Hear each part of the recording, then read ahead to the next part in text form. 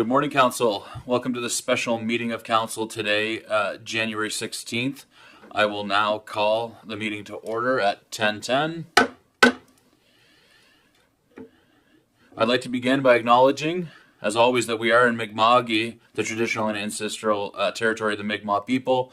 We are all treaty people. We have obligations within that treaty.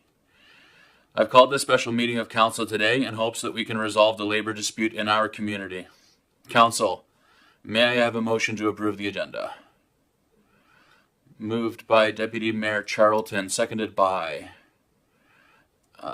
Councillor Fancy. All those in favor? Approved.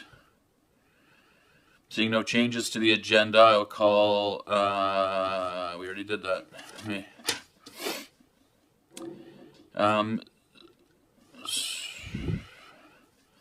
So labor relations, IBEW local 1928 collective agreement for April 1st, 2024 to March 31st of 2027. I am going to ask for a motion that the Region of Queens Municipality convene to close session to discuss this matter. Moved by Councillor Merrill. Can I get a second? Seconded by Councillor Jenkins. All those in favor? Motion carried. We'll now enter an in-camera session. Thank you.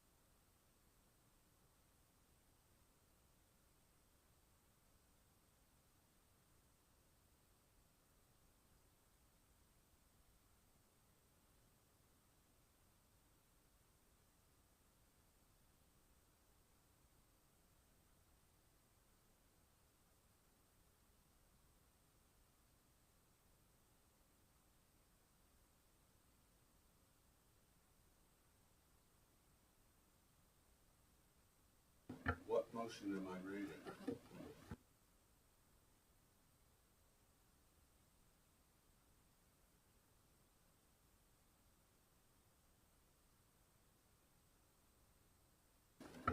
All right. Okay, great. Council, is there a motion on the floor?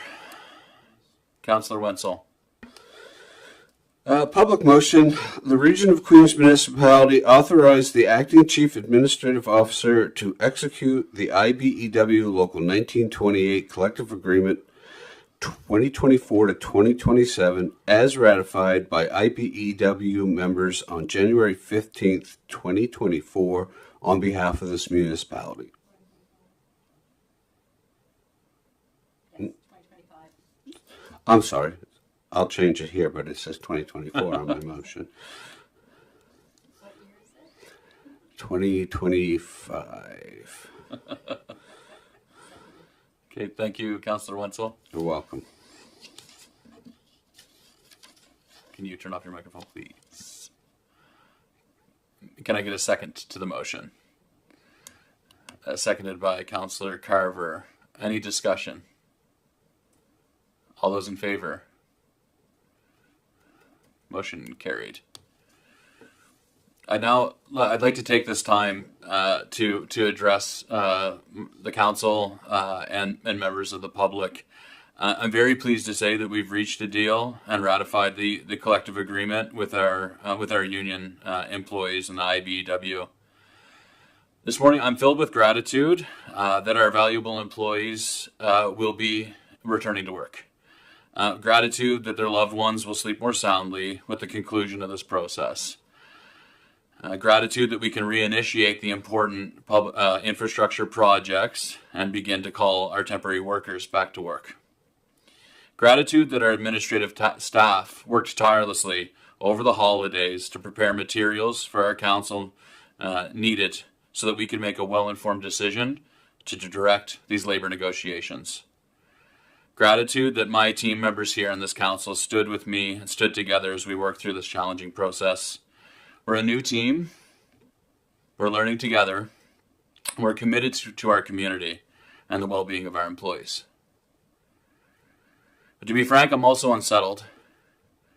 I'm unsettled by a number of public allegations and unsubstantiated claims and personal attacks towards some of the region's employees. Everyone in our community deserves to be respected. Everyone in this organization deserves to be respected. And as your mayor, I need to ensure that all employees, including non-unionized staff and management of this organization, receive that respect.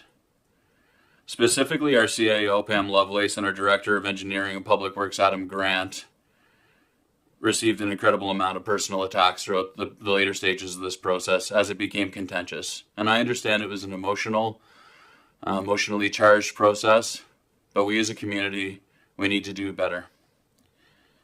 If you as an employee of the organization or a member of the broader community have a complaint against a staff member at the region, I encourage you to bring those complaints forward so that appropriate action can be taken, so that we can learn, so that we can improve with your help. I do appreciate that those channels have not always worked well in this organization. I brought legitimate concerns to this organization in the past that fell on deaf ears. But I know that this council, we are committed to ensuring that this organization is responsive to our community and that all of our staff feel safe and well supported in their work environment now and into the future. I have absolutely no interest in silencing anyone. Public participation in the democratic process is a human right. It's a civil liberty that I hold sacred. But I won't stand in silence as any employee of this organization, including my fellow councillors, are harassed, attacked, or bullied.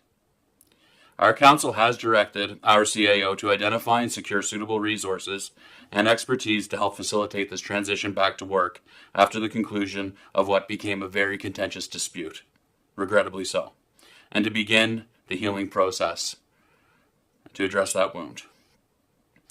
More than the end of something, this morning feels to me more like the beginning. It feels like the start of an era where we begin to take strides toward a future in which the region can be an employer of choice a future in which the region is responsive and aligned to our broader community that we serve. In the weeks to come, our team here on council will go through a process of establishing a strategic vision, priorities, and guiding principles of this organization. And I have faith that we will realize a bright future for Queens with your support and by working together. But it will take time. There's much work to be done. The relationship between the region, our employees, and the community is not one of trust, respect, and collaboration. However, this council that you, the people, have elected is committed to providing the strong leadership, to making the next wise decision, to facilitating the healing process, and to laying the foundation for a positive, constructive path forward. I'd like to thank all of our employees for their ongoing efforts and commitment to this organization. I'd also like to thank you, the residents of Queens, for your advocacy, and I invite you to stay engaged as we move forward. Thank you. Are there any members of the council who would like to make a comment at this time? Okay, with that, I will call for the adjournment of the meeting. Moved by Deputy Mayor Charlton, seconded by Councillor Carr.